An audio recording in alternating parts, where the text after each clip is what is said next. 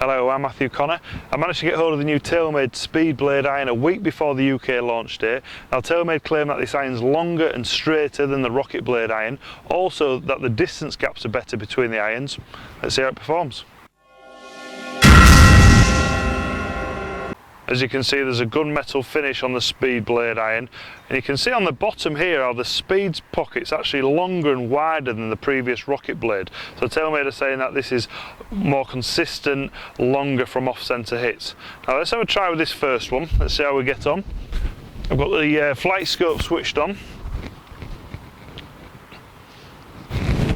That was a good first one, nice solid strike. Felt what you'd expect from Taylormade, felt powerful. Let's have another try. Another good strike, just pushed it slightly.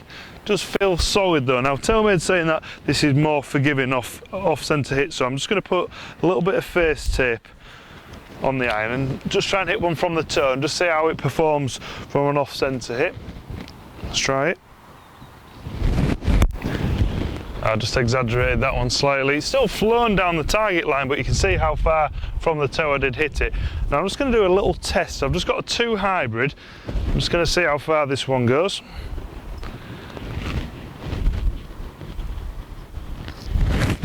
That's a good strike, just slightly pushed it. Now let's just see how far that's gone. So the total distance was 221. Now I'm going to hit a Rocket Blade 3 iron and see how far this one travels.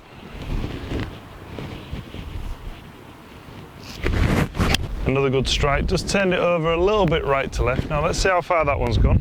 The total distance for the Rocket Blade was 203. Now I'm going to hit a 3 iron in the old 300 series and see how far this one goes.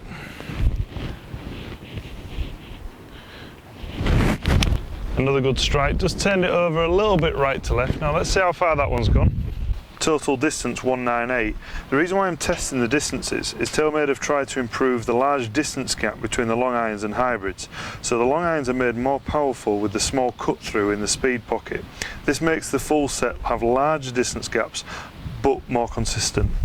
Now using the SpeedBlade 3 iron, I should be expecting this to go closer to about the 210 mark for the distance gaps to be more consistent and closer to the woods.